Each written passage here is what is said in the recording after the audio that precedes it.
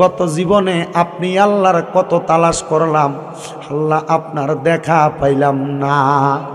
আল্লাহ বহু সন্ধানের পরে এই হবিগঞ্জ জেলার অন্তর্গত উত্তর বরক পূর্বপাড়া আলমদিনা জামে মসজিদের উদ্যোগে 18তম সুন্নি মহাসম্মেলনের আয়োজন কইরা মরহুম আনোয়ার ইসলাম তালুকদার সাহেবের বাড়ির প্রাঙ্গণে জান্নাতের বাগান সাজাইয়া আমার সঙ্গে আমার দাড়ি পাকা মুরব্বী বাবারা, যুবক নৌজুয়ান ভাইয়েরা, ছোট্ট ছোট্ট মাসুম বাচ্চারা, পর্দার অন্তরালের আমার কত মা বোনেরা মুনাজাতের মধ্যে দুইখানা হাত বাড়াইছে গো আল্লাহ।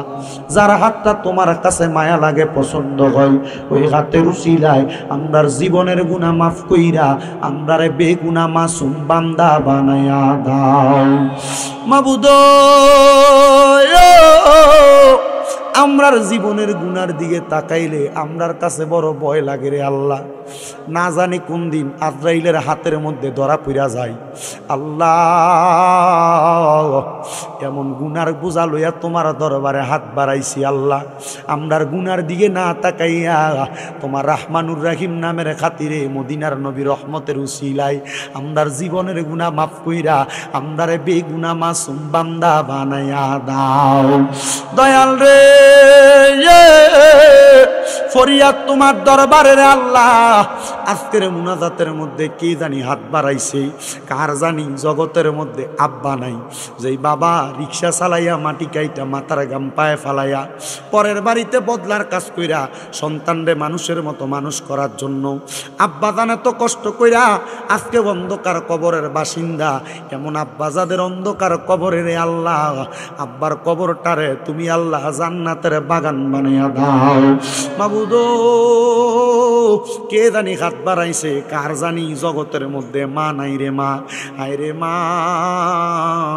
যে মা রে মা কইয়া ডাকলে কলিজার আগুন পর্যন্ত ঠান্ডা হইয়া যায়, যে মায়ের দিকে নেক নজরে তাকাইলে কবুল হজরে সওয়াব হইয়া যায়, এমন মা দুঃখিনী যাদের অন্ধকার কবরে রে আল্লাহ, আমার কবরটারে তুমি আল্লাহ জান্নাতের বাগান বানাইয়া দাও মাবুদু।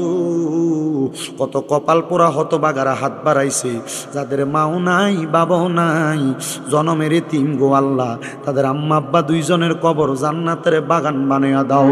যাদের মা বাবা বেঁচে আছে হায়াতে তৈয়বা নসিব করে দাও, আম্মা আব্বার খেদমত করার মতো তৌফিক দান করে দাও। আমার এনামুল হকের মা অসুস্থ, দোয়া চায় আল্লাহ তার মারে শেফে আজলা কামেলা নসিব করো। এই মাহফিল কমিটির যতগুলা সদস্য আছে প্রত্যেকটা সদস্যরে তুমি কবুল মঞ্জুর করে নাও আল্লাহ। ফরিয়াদ তোমার দরবারে গো মাবুদ, মনিব ফরিয়াদ তোমার দরবারে। অনেকে ব্যবসা করে, ব্যবসা বাণিজ্য কাজে কর্মে চাকরি বাকরির মধ্যে বরকত দান করো। অনেকে বিদেশ যাবে, বিদেশ যাওয়ার তৌফিক দান করো। পর্দার অন্তরালে কত মা বোনেরা দোয়া চায়, আমার মা বোনদের খাস দোয়া তুমি কবুল মঞ্জুর করে নাও আল্লাহ। আগামী বছর মাহফিলের জন্য অনেকে প্যান্ডেল দিয়া, লাইট দিয়া, তাবারুকের জন্য চাউল দিয়া, গোশত দিয়া, মশলা বাবদ খরচের টাকা দিয়া সহযোগিতা করছে, মাইক বাবদ খরচের টাকা দিয়া। আল্লাহ প্রত্যেকের দোয়াগুলা কবুল মঞ্জুর করে নাও। আমরা সবাই রে তোমার কুদরতের দরবারে কবুল মঞ্জুর করো। অনেক প্রবাসীরা বিদেশ থেকে দোয়া চায় আল্লাহ, আমার প্রবাসীদের কামাইয়ের দিতে, প্রবাসীদের হায়াতে, প্রবাসীদের মনের নেক নেক আশাগুলা পূরণ কইরা, প্রবাসীদেরকে কামাই রুজি কইরা সহি সালামতে দেশে ফিরার তৌফিক দান করো। এই উত্তর বরক সহ আশেপাশে যত এলাকার মানুষ মাইকের আওয়াজ শুনতেছে, অনেকে ঘর থেকে মুনাজাতে শরীক হইছে, অনেকে সোশ্যাল মিডিয়ার মাধ্যমে মুনাজাতে শরীক হইছে, আল্লাহ তাদের সবাইরে তুমি কবুল আর মঞ্জুর করে নাও আল্লাহ। আমার এই মুরব্বী বাবা দোয়া চাইছে, আমার এই ভাই জানুনা দুইটা গাড়ির জন্য দোয়া চাইছে, আরেকজন মা জননী দোয়া চাইছে, আল্লাহ তাদের দোয়া তুমি কবুল মঞ্জুর করো। ব্রাহ্মণবাড়িয়া থেকে একজন দাদি ওনার স্বামীর জন্য দোয়া চাইছে, কিছু হাদিয়া প্রদান করছিল আল্লাহ। জনাব ইকবাল সাহেব অন্ধকার কবরে, আল্লাহ ইকবাল সাহেবের কবরটারে জান্নাতের বাগান বানাও। আজকে ওনার নাতি সহ ফোনে কথা বলে দোয়া চাইছে, আল্লাহ ইকবাল সাহেবের কবরটারে নাজাতের ফয়সালা করো। এমনভাবে দেশ বিদেশের কত মানুষ দোয়া চাই গো আল্লাহ, প্রত্যেকের খাস দোয়াগুলা তোমার কুদরতের দরবারে কবুল মঞ্জুর করে নাও। আর আমরারে মরণ যখন দিবা, মরণের আগে নবীজির নূরানি চেহারা মুবারক আমাদেরকে দেখাইয়া দেখাইয়া আখিরি জবানে মধুর কালেমা পড়াইয়া দিয়েন, লা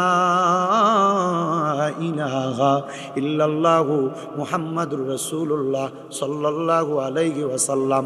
আসসালামু আলাইকুম।